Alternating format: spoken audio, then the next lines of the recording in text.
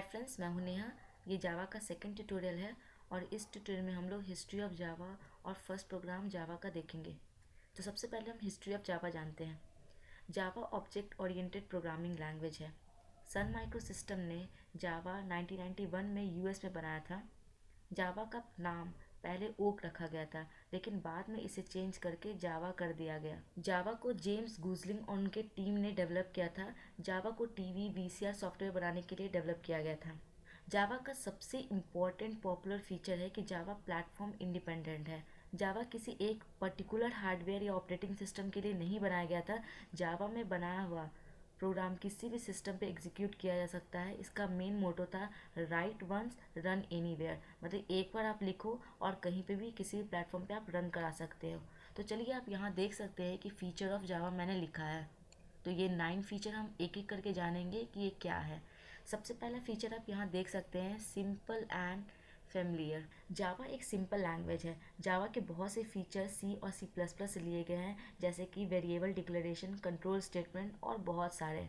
Second, object oriented. जावा एक true object oriented language है। जावा में ऑलमोस्ट सब कुछ ऑब्जेक्ट है। Platform independent. जावा को बाइट कोड प्लेटफॉर्म इंडिपेंडेंट बनाता है और इस जावा बाइट कोड को हम किसी भी प्लेटफॉर्म पे रन करा सकते हैं। Number 4, robust and secure. Java एक रोबस्ट लैंग्वेज है। जावा में बनाया हुआ कोई भी प्रोग्राम अलग अलग इन्वायरमेंट में अलग अलग टेक्नोलॉजी के साथ बिना क्रैश हुए काम कर सकता है। जावा प्रोग्राम कभी क्रैश नहीं होता। ये बहुत ही रिलायबल लैंग्वेज है। जावा सिक्योर फीचर देता है। ये वायरस फ्री होता है। Next, distributed. जावा से आप डिस्ट्रीब्यूटेड एप्लीकेशन क्रिएट कर सकते हैं। डिस्ट्रीब्यूटेड एप्लीकेशन का मतलब होता है कि जो अलग अलग नेटवर्क पे होता है और एक साथ मिला के टास्क परफॉर्म करता है।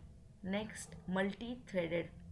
देखिए, जावा एक मल्टी थ्रेडेड लैंग्वेज है। कोई भी जावा का प्रोग्राम एक साथ कई टास्क कंप्लीट करता है, इसलिए ये फीचर फास्ट बना देता है जावा को। High performance. जावा की परफॉर्मेंस बहुत इम्प्रेसिव है। जावा जस्ट इन टाइम कंपाइलर का यूज़ करता है, जो कि इसका परफॉर्मेंस हाई बना देता है। आप यहाँ देख सकते हैं, ये जस्ट इन टाइम कंपाइलर है, जो मैं अभी बताऊँगी कि ये क्या होता है। नेक्स्ट क्या है, डायनेमिक। जावा डायनेमिक लैंग्वेज है। जावा रन टाइम के दौरान ही लाइब्रेरी, मेथड, क्लास से डायनेमिकली लिंक करा सकता है। नेक्स्ट है ईज़ ऑफ डेवलपमेंट। जावा में प्रोग्राम डेवलप करना बहुत ही ईजी होता है। जावा हमें बिल्ट इन लाइब्रेरी प्रोवाइड करता है, जिसके कारण आप यूज़ कर सकते हैं। इंपॉर्टेंट क्लासेस का यूज़ भी हो सकता है। प्रोग्रामर इन लाइब्रेरी को एक्सेस करके आसानी से सॉफ्टवेयर डेवलप कर सकता है। आप यहाँ देख सकते हैं कि जेडीके। देखिए, ये जेडीके क्या होता है। यहाँ पे आप जब इंस्टॉल किए होंगे जावा को, आप यहाँ देख सकते हैं, जब आप सी ड्राइव में प्रोग्राम फाइल्स के अंदर जब जावा डाले होंगे, यहाँ देखिए जावा फोल्डर है। देखिए यहाँ जेडीके लिखा है, जेआरई लिखा है। ये सब क्या है? तो देखिए, हम थोड़ा सा डिस्क्रिप्शन जान लेते हैं कि ये जेडीके, जेआरई ये सब क्या है। तो मैंने सबसे पहले लिखा है जेडीके। जेडीके का फुल फॉर्म आप देख सकते हैं, जावा डेवलपमेंट किट। देखिए, जेडीके एक इन्वायरमेंट होता है जिसमें आप कोई भी जावा प्रोग्राम क्रिएट कर सकते हैं और इसको एग्जीक्यूट करवा सकते हैं। जेडीके में जेआरई होता है, जो किसी भी जावा प्रोग्राम को एग्जीक्यूशन के लिए रिस्पॉन्सिबल होता है। नेक्स्ट आप देखिए, जे आर ई, जावा रन टाइम इन्वायरमेंट। ये क्या होता है? जे आर ई आपके प्रोग्राम के एग्जीक्यूशन के लिए रिस्पॉन्सिबल होता है। ये मैंने पहले भी आपको बताया। जे आर ई कुछ क्लासेस और लाइब्रेरी का ग्रुप होता है, जो एक साथ मिलाकर प्रोग्राम को एग्जीक्यूट करने के लिए इन्वायरमेंट क्रिएट करता है। नेक्स्ट क्या है, J V M, Java virtual machine. जैसे कि आप जानते हैं कि जब आप किसी भी जावा प्रोग्राम को कंपाइल करते हैं तो पहले बाइट कोड में कन्वर्ट करता है और इसके बाद वो बाइट कोड मशीन कोड में कन्वर्ट किया जाता है। जेवीएम एक इन्वायरमेंट या मशीन होती है जो बाइट कोड को मशीन कोड में कन्वर्ट करता है।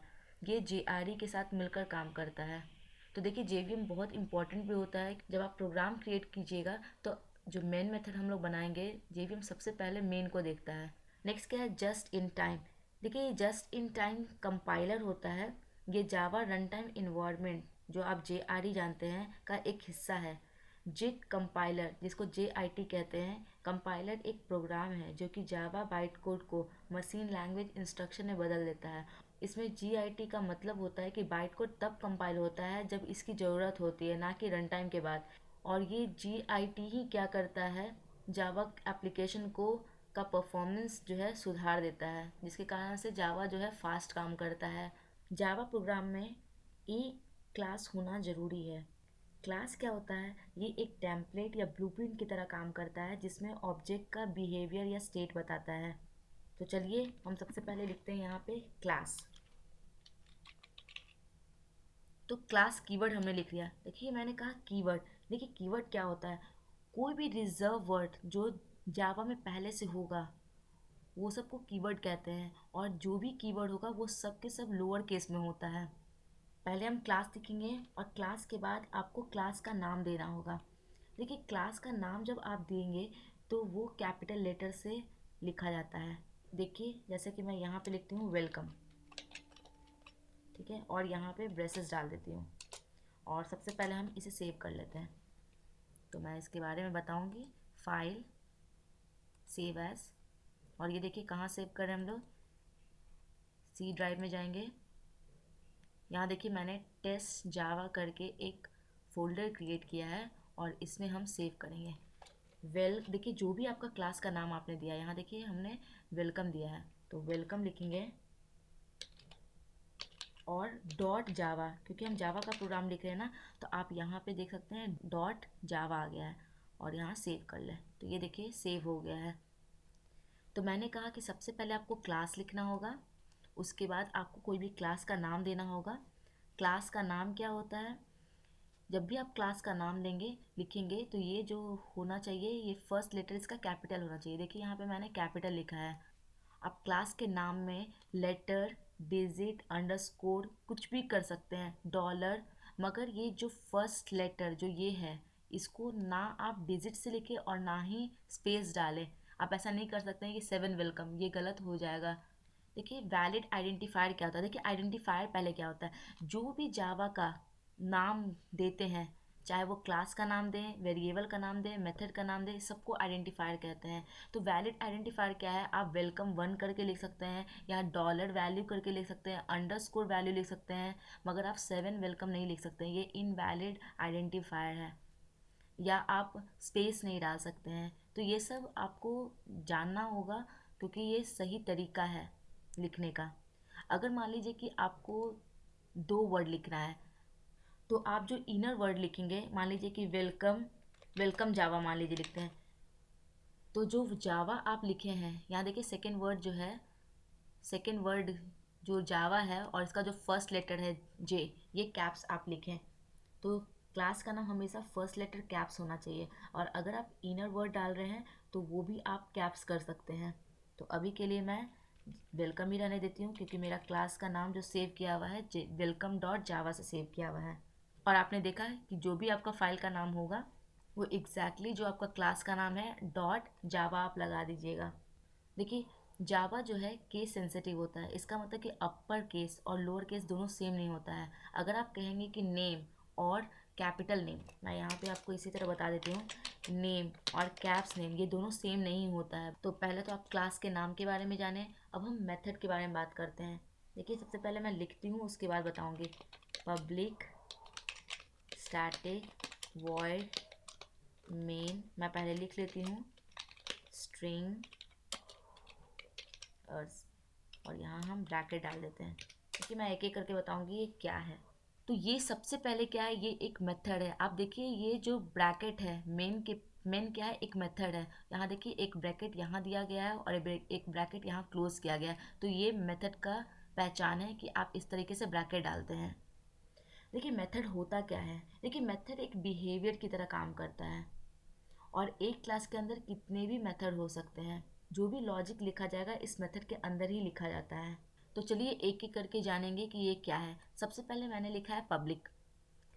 पब्लिक क्या है? एक एक्सेस स्पेसिफायर है। ठीक है, 3 तरह का एक्सेस स्पेसिफायर होता है, पब्लिक, प्राइवेट, प्रोटेक्टेड। तो हमने यहाँ पे पब्लिक क्यों लिखा है? इसलिए कि देखिए पब्लिक जैसे ही आप लिखते हैं, इसका मतलब क्या होता है कि ये क्लास के अंदर जो भी मेथड होगा उसको ये विजुअल होगा, और दूसरे क्लास, अगर आप दूसरा क्लास बनाते हैं वेलकम डॉट जावा के अलावा कोई और फ्रूट्स डॉट जावा या कोई भी डॉट जावा फाइल बनाते हैं, तो वो इस मेथड को देख सकता है। तो इसका मतलब यही होता है, ये एक एक्सेस स्पेसिफायर है। नेक्स्ट देखिए, ये आपको इसी तरीके से लिखना होगा, क्योंकि JVM जो है जावा वर्चुअल मशीन सबसे पहले क्या करता है, मेन को खोजता है। तो इस कारण से आपको ये इसी तरीके से लिखना होगा। तो मैं अभी के लिए ये बता देती हूँ कि ये क्या काम करता है, और आगे के ट्यूटोरियल में हम लोग जब देखेंगे तब आपको अच्छे से समझ में आएगा। तो सबसे पहले पब्लिक हो गया। देखिए जावा में कोई भी मेथड को कॉल करने के लिए सबसे पहले आपको ऑब्जेक्ट बनाना होता है, और ऑब्जेक्ट डॉट कोई भी मेथड का नाम, और इसलिए हम लोग मेन मेथड के आगे ये स्टैटिक लगाते हैं। इसलिए भी क्योंकि जेवीएम सबसे पहले क्या होता है, मेन मेथड को खोजता है, और ये बिना ऑब्जेक्ट क्रिएट किए ही जेवीएम क्या करता है, मेन को कॉल कर लेता है। तो आप जानते हैं कि कोई भी मेथड को कॉल करने के लिए ऑब्जेक्ट का नाम डॉट मेथड लिखते हैं। तो यहाँ पे हम पहले ही कॉल कर लेते हैं, इसलिए इसका यहाँ पे हम स्टैटिक लिखते हैं। देखिए ये अगर आपको कुछ समझ में नहीं आ रहा है तो आप जब धीरे धीरे पढ़िएगा तो आपको अच्छे से क्लियर होगा कि ये क्या है। नेक्स्ट क्या है, वॉइड। वॉइड बताता है कि मेन जो है, मेन मेथड जो है वो कुछ भी रिटर्न नहीं कर रहा है। नेक्स्ट क्या है, ये तो मेन हो गया आपका मेथड। देखिए मेथड को इस तरीके से इसके अंदर में कुछ पास किए हैं, तो ये क्या है, स्ट्रिंग अर्स। देखिए स्ट्रिंग क्या है, ये एक क्लास है, स्ट्रिंग अर्स। तो ये देखिए ये जो ब्रैकेट का साइन है ये एक अरे है, अर्ग्स। तो ये स्ट्रिंग क्या है, देखिए स्ट्रिंग एक अरे है, आप यहाँ देख सकते हैं ये एक अरे का साइन दिया हुआ है। तो स्ट्रिंग अरे कमांड लाइन आर्गुमेंट के लिए यूज़ किया जाता है, मतलब कि हम प्रोग्राम को एग्जीक्यूट करवाते समय भी आर्गुमेंट पास कर सकते हैं।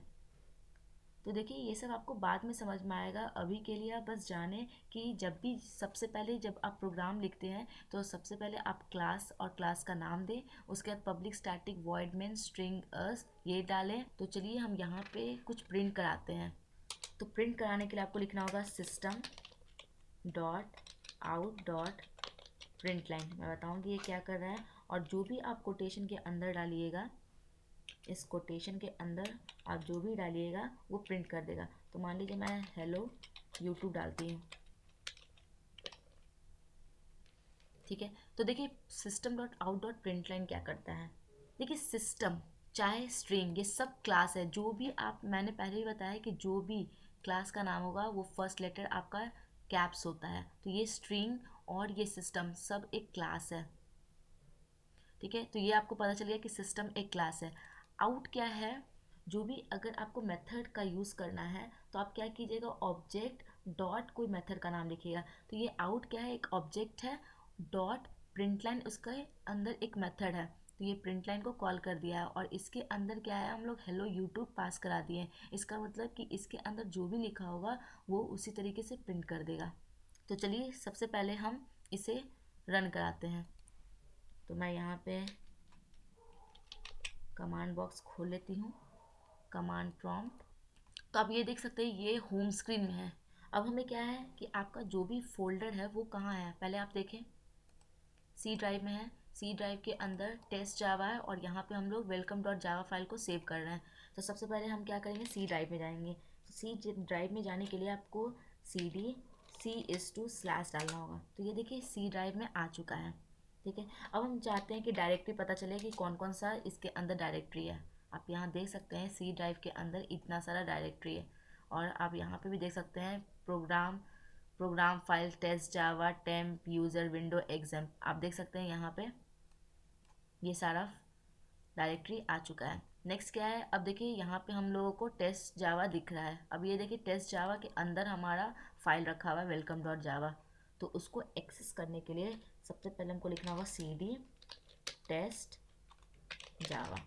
देखिए टेस्ट जावा इस तरीके से नाम है, इसलिए मैंने टेस्ट जावा इस तरह से लिखा, और इंटर कर दीजिए। और यहाँ पे हम डायरेक्टरी देखते हैं कि क्या क्या हमारे पास है। तो आप यहाँ देख सकते हैं वेलकम डॉट जावा आपको दिख रहा होगा।